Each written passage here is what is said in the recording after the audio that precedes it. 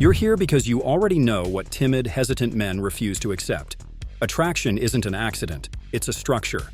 When a man has no structure, he leaks uncertainty, and women feel it instantly. The eyes that dart, the voice that rises, the smile that begs for approval before he's earned it. What you're about to build is a 7-step structure that lets you walk into any room and make gravity work for you. No gimmicks, no corny lines, no pretending to be someone else. Just calibrated psychology, ironclad presence, and a set of behaviors that turn chaos into clarity. If you've been waiting for permission to become the kind of man women feel before they even see, consider this your green light. Breathe in, slow down, and listen closely. This is a private conversation. It's just you and me. And when you walk out with this, you won't approach the same way again. First, you anchor your state. Everything you do later lives or dies here. State isn't fake hype, it's controlled physiology and deliberate attention. Your breath sets the tempo. Slow in through the nose, longer out through the mouth, because a slow exhale tells your nervous system you're safe. Safety becomes stillness, stillness becomes poise. Plant your feet hip-width, unlock your knees, let your sternum lift a few millimeters, and allow your shoulders to settle back rather than up. Your posture should read relaxed authority, not I'm trying to look big. Your eye contact is steady, not forceful. Aim for the triangle between her eyes and mouth, with occasional breaks to the side, never down. Your voice drops into a lower register with a slight downward inflection at the end of sentences. Fast talk signals insecurity. Slow your cadence and let silence carry weight for you.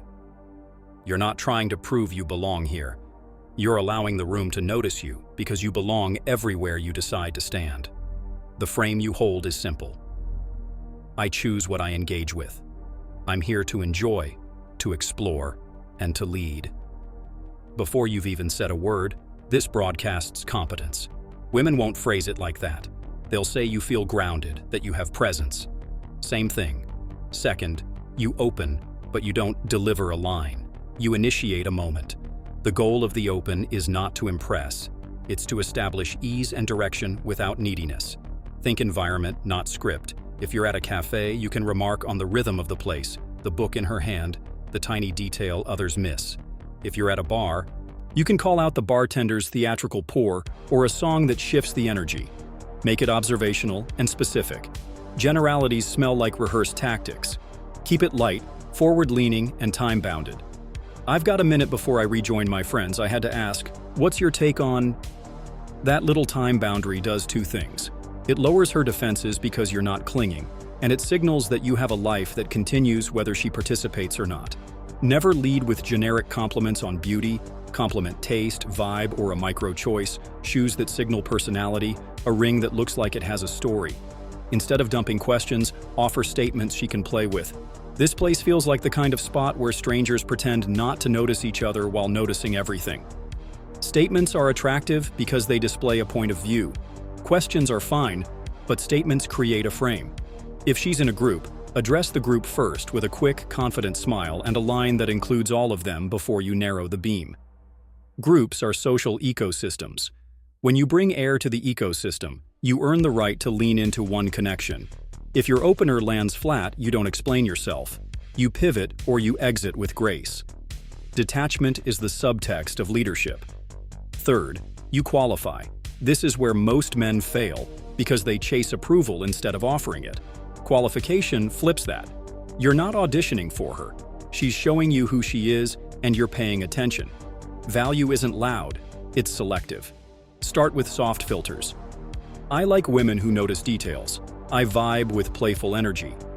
I respect someone who can challenge me without getting combative. These aren't ultimatums. They're standards delivered calmly, eyes soft, a half smile that says, you know what you're about. Ask questions that reveal values rather than just facts. What did you learn the hard way this year? What do you care about lately that you didn't care about a year ago? Then listen, without rushing to affirm everything she says. When she shows a quality you value, humor that's sharp but not mean, curiosity that isn't performative, reward it lightly. That's attractive. That single word, placed carefully, hits harder than a paragraph of flattery because it's anchored to behavior, not just looks. Qualification also means gentle challenge. If she tests you with teasing or mild defensiveness, you don't justify or defend. You smile and play the subtext. Easy, trouble, I just met you.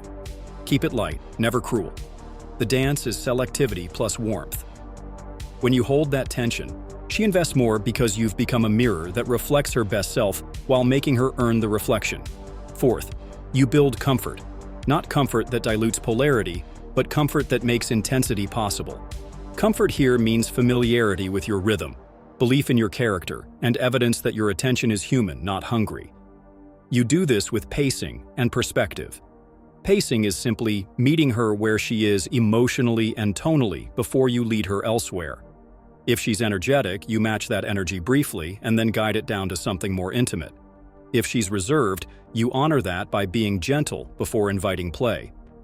Perspective is the way you talk about life. You share observations that reveal grounded philosophies, commitment to your craft, loyalty to your people, humor about your own flaws that doesn't undercut your confidence. Avoid the Me Too trap where you mirror everything she says. You're not trying to be her twin, you're offering complementarity. Use callback threads. If you noticed her ring earlier, loop back. You still haven't told me the story behind that. If she laughs at something you said 5 minutes ago, build on it. Humor is a scaffolding for rapport. Comfort deepens when you demonstrate memory. Remember her dog's name, the project she mentioned, the city she misses, and when you give her space to respond fully without crowding silence. You make eye contact when she speaks, but you don't lock her down. You give her the option to look away and then return. Comfort is created when a woman realizes she can relax into your attention without losing herself. Fifth, you build tension and polarity. Attraction without tension is friendship. Tension without comfort is anxiety. You've built comfort. Now you increase the voltage. Polarity comes from the dynamic contrast between your steadiness and her spontaneity, between your decisiveness and her responsiveness. You use teasing that's affectionate, not antagonistic. If she presents perfection, lightly disrupt it. You're almost too put together. There has to be something messy about you. Say it with warmth. Smile with your eyes, not just your mouth. If she escalates the play, you hold ground. You don't break frame to seek permission for every syllable. Let your pauses breathe. Short sentences, then silence. Let her fill it. If you touch, you do it with consent and clarity. Back of hand touch to the outer arm during a laugh. A brief palm-to-palm high five that lingers a fraction of a second. Then release. Watch for reciprocation. Does she reinitiate touch? Does she stay close? Does she angle her body open? Tension is also created by leading into micro-adventures. Let's grab 2 minutes near the window. The light over there makes the whole place feel different. You move first, slowly enough that she chooses to follow, and you don't look back to plead. Your energy assumes alignment while respecting her autonomy. Your smile says, I know where this is going. You're safe and you're excited. She follows not because you forced compliance, but because you offered a better rhythm. Sixth, you handle logistics and escalate with intelligence. Seduction isn't just chemistry, it's choreography across time and space. You're thinking about the environment, the clock, her commitments, and your next moves.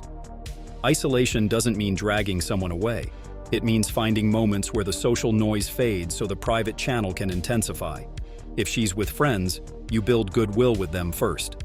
I'm stealing her for 2 minutes. If I bring her back smiling, I get a pass. That one line shows respect for her social world and faith in your effect. If your venue is loud, you position yourselves at a 45-degree angle rather than face-to-face. It reduces pressure and increases intimacy. You calibrate escalation with a series of small yeses. Move a few steps, sit for a quick drink, share a bite, step outside for fresh air. Each yes is a thread. Bind too tight and it snaps. Leave it slack and it falls away. Offer check-ins that are simple and assertive. You good? With a steady glance communicates care without fragility. If the moment opens for a kiss, you let the silence make the move with you. You look at her eyes, then her mouth, then back to her eyes, slowing down on purpose, and you move in just enough to give her the power to close the final distance.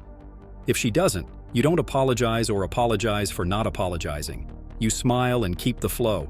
Attraction is a wave. You surf it. You don't slam into it. And never forget, withdrawal is a tool. If you feel pushback that doesn't match the moment, Step back confidently, shift conversation, and reset the tension rather than forcing progress. That restraint is intoxicating. Seventh, you close cleanly and set a path forward. A close isn't just a number or a kiss. It's a decision to continue a narrative with clarity. End high. Don't overstay. If time is limited, you acknowledge it and claim the next beat. I'm heading out in a minute. Let's grab coffee Wednesday, late afternoon. I want to finish that conversation about the city that raised you. Specific beats vague. Make it easy for her to say yes. Offer 2 windows. Create a soft plan, and then exchange info. When you take her contact, you don't beg for responsiveness. You lead with a first message that hooks to something real, a callback phrase, an inside joke, or a photo of the niche coffee spot you mentioned. You don't text all day. You text with purpose, then move to voice or plan the meet. On the date, you repeat the structure. State, open, qualify, comfort, tension, logistics, close. Seduction is fractal. The same pattern repeats at different scales: minutes, hours, days. After each interaction, you debrief. What did you do well? Where did you rush? What signals did you miss? This is how you sharpen.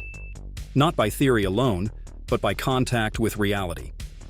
If what you've heard so far is shifting how you see yourself, stay with me until the end, because we're just getting started on the layers that separate a competent man from a magnetic one. When you return to step 1 on any given night, remember that your state isn't just internal, it's contagious. The way you stand teaches people how to stand near you. Your breath slows theirs. Your voice regulates the room. That's why you never approach from empty. Prime yourself. 5 slow breaths. 1 clear intention. I'm here to bring warmth and direction. If you catch yourself hesitating, it's because you're focused on yourself. Shift the lens outward. What can you give this moment that makes it better whether or not she joins you? A joke that lifts the table, an observation that makes everyone see the place differently, a simple introduction that connects 2 strangers. Give value to the environment and it loves you back. And if you feel the old anxiety creep in, don't fight it. Name it. This is activation energy. Then step into it before your brain can gather excuses. Action dissolves static.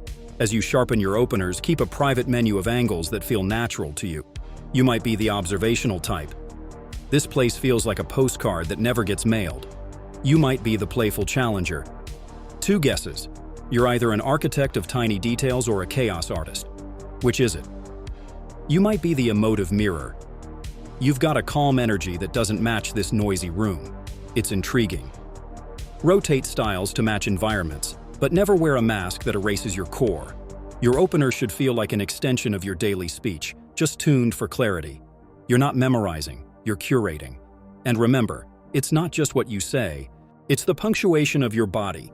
Say less, hold the space, let the silence reveal desire. When you qualify, treat yourself as the scarce resource. Scarcity is not performance, it's the reality of a man with direction. You have standards because your time matters. If she throws a light test, are you always this confident? You don't fumble. You let a slow grin spread and say, only when I'm right. If she throws a heavier one, you talk like you think you're better than others. You don't flinch or attack. You acknowledge the perception and reframe, I'm particular. Life's more fun when you choose on purpose. Then you pivot back to substance. Keep your energy playful, never defensive. You're filtering for a woman who can dance at your pace, not a courtroom to argue in. People reveal themselves quickly under pressure. By staying calm and warm, you watch who she becomes. In comfort, learn to disarm with transparency. If you have to step aside for a call later, say it early. If you're only free for 20 minutes, set that boundary. Paradoxically, limitations deepen intimacy because they create urgency without desperation.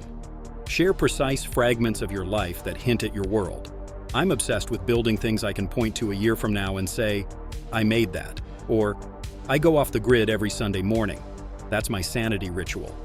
These lines are not bragging, they're windows. Add curiosity to them. What's your sanity ritual? She steps in because you've made the conversation safe to get real.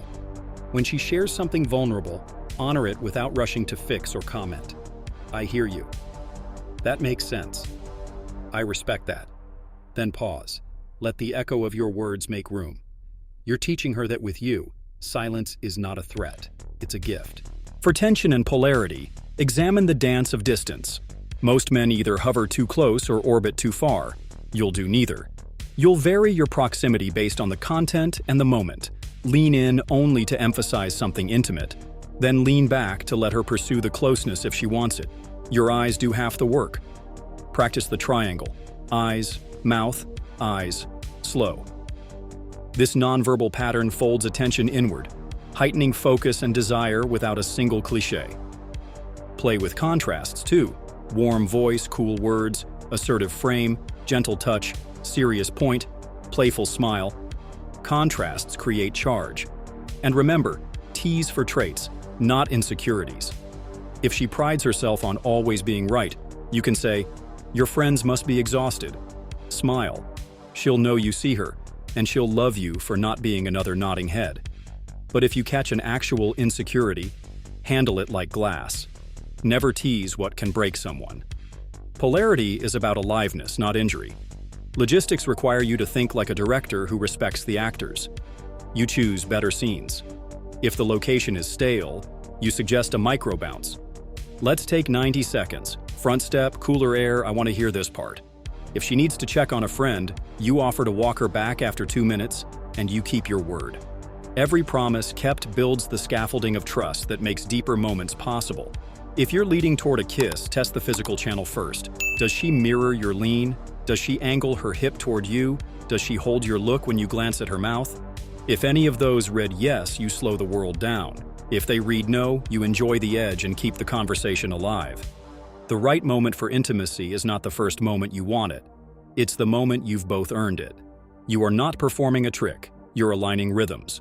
Closing cleanly means clarity without cling. When you say you'll text tomorrow at noon, do it. When you set a day, suggest a plan, not a vague, "we should hang." Specificity communicates competence and interest, and if she goes silent after giving her number, you don't unravel. You send a single callback, playful and anchored to your earlier vibe, and then you release.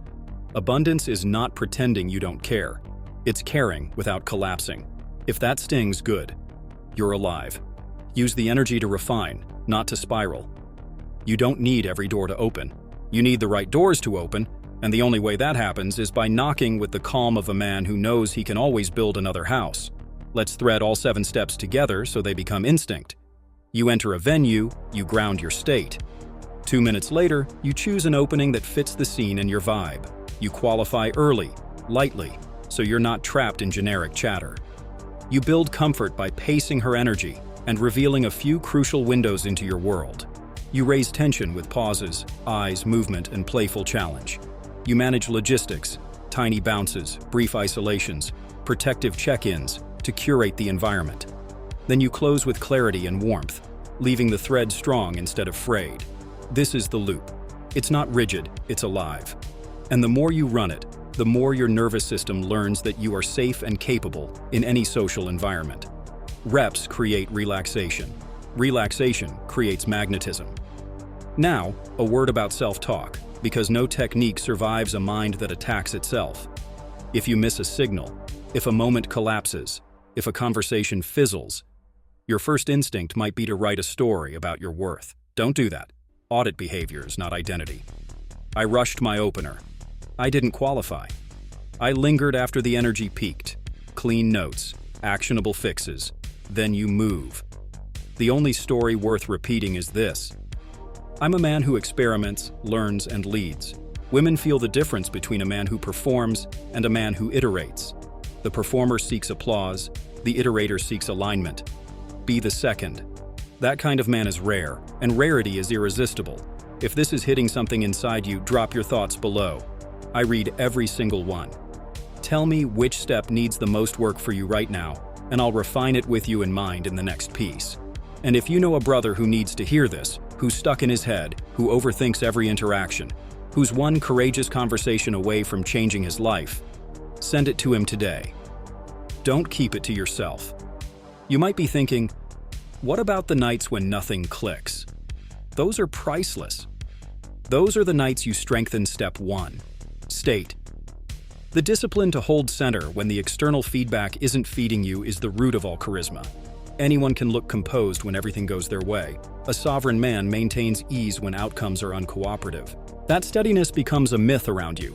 People talk, he doesn't chase, he chooses. He's warm, but he's anchored. That reputation precedes you and lubricates every future interaction. Social proof is not just who you're with, it's how the room expects you to behave based on patterns they've seen. Craft those patterns deliberately. There's also the matter of standards in your lifestyle. Attraction isn't a performance you switch on and off, it's an extension of how you live. Keep promises to yourself. Training sessions you don't skip, creative projects you finish, sleep you protect. A man who cannot keep promises to himself will eventually break promises to others, and women sense that leak. Build routines that clean your energy, movement that challenges you, food that doesn't numb you, inputs that sharpen you. When your baseline is solid, you're not looking to be completed. You're looking to be complemented. That difference radiates in your gaze, your humor, your patience. You become the event instead of chasing events. Remember that your strongest tool is attention. Most people listen waiting to speak. You'll listen to see. When she shares a fragment of her inner world, you catch it and hold it up to the light. You lit up when you mentioned that trip. What shifted for you there? This kind of attention creates a space where she wants to expand. Not because you're extracting, but because you're amplifying. Men who master attention don't need to be loud. Silence bends around them. And when you speak, it lands. As we come to the end of this conversation, take this reframe with you. Seduction is not about getting women to like you. It's about revealing the version of you that you like being, then inviting a woman to enjoy that with you. When you run the 7 steps, state, open, qualify, comfort, tension, logistics, close, you're not faking anything. You're removing interference. You're claiming your role as the calm center of the room, the man who brings clarity, momentum, and a little danger in the best sense. Danger to the dullness that numbs people. Danger to the scripts that keep them small. You won't nail it every time. You don't have to. You just have to show up with presence, lead with warmth, and set boundaries with a smile. Do this consistently and doors will open you didn't even know existed. If what you've heard tonight sharpened your edge, take it into the world before the day ends.